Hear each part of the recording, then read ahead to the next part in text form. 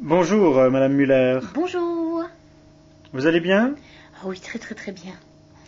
Je suis venu vous voir à propos de la disparition du personnel dans votre grande surface. Est-ce que vous pouvez nous en dire un peu plus, s'il vous plaît? Oui, c'est-à-dire qu'on a découvert très très récemment le corps. Tout d'abord, c'était le corps de Gisèle Troquet, qu'on a retrouvé découpé en morceaux. Bon, d'abord, on a évoqué un suicide, et puis on s'est demandé comment elle avait fait pour s'étaler elle-même, quoi, disons. Hein. Donc, il y a eu un doute. Je pense que c'est plutôt un meurtre. Oui, on penche plutôt vers ça. Il y avait des... C'était étonnant. Il y avait des morceaux partout. Mais enfin, qu'est-ce qui vous fait rire? Ce n'est pas... Je ne pense pas que ce soit risible, vous savez. Mais c'est très drôle. Elle était coupée. Elle était complètement explosée. C'est terrible de finir comme ça. C'était très drôle. Je sais, mais c'est parce qu'on disait toujours que c'était une fille très entière. Il y en avait, mais partout. Mais ça n'a rien de drôle. Ah non, c'est pas drôle du tout, c'est pas drôle. Et on était tous très choqués par cette disparition très très prématurée. C'était une fille, comme une autre. Hein. Je veux dire, elle avait tout à fait droit. Elle pouvait envisager un avenir qui était meilleur. Mais vous savez, les gens font des choix qui les amènent quelquefois à rencontrer des choses curieuses dans leur destinée, sur leur chemin, sur leur route. Vous comprenez, c'est... Peut-être qu'elle aurait pu finir autrement. Gisèle Troquet. Gisèle Troquet.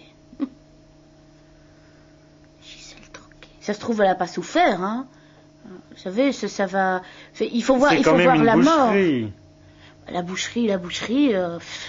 Vous mangez aussi du steak tous les jours, à moins que vous soyez végétarien, mais oui. Vous savez, c'est tous les jours. Hein, tous les jours, on vit dans une société cruelle, sanglante.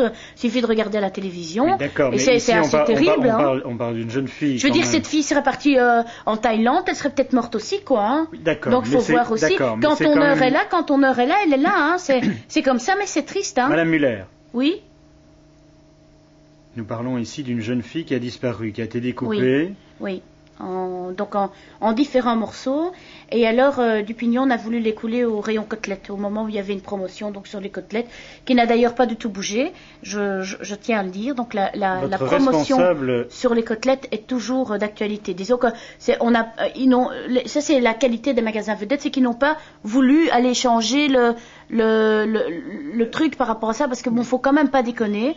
C'est pas si évident que ça de pouvoir... Enfin, je veux dire, c'est pas facile, quoi. Il faut comprendre que c'est pas facile pour les supermarchés. C'est un truc qui est dur à encaisser. Ça va faire chuter le chiffre d'affaires. C'est pas malin. Je veux dire, si ces gens ont envie de se suicider, s'ils ont des problèmes, qu'ils aillent ailleurs. Ils n'avaient pas besoin de faire ça dans le supermarché. Bon, je suis désolée. Parlez-nous un peu de votre chef de service. Je pense qu'il est inculpé ou il est... On le soupçonne que ce soit lui qui découpe. Non, écoutez, là, je suis assez... Je comprends pas qu'on puisse soupçonner quelqu'un comme M. Marc-André Denis. C'est un homme tellement exceptionnel. Tellement magnifique, tellement... Comprenez, c'est un homme différent, beau, intelligent, exceptionnel, formidable, fantastique. Il n'était pas marié? Et il est marié avec une femme assez moche, même franchement laide, assez quelconque, pas très intelligente, même franchement conne, oui, assez conne. C'est étonnant parce que c'est un type intelligent. Revenons à Madame Troquet. Oui, elle avait incontestablement des vues sur Monsieur Denis. C'était une arriviste. C'était une fille, bon, attention, c'est pas ça, je trouve très triste la façon dont cette fille est morte. Hein. C'est gai pour personne de finir découpée, c'est pas gai du tout.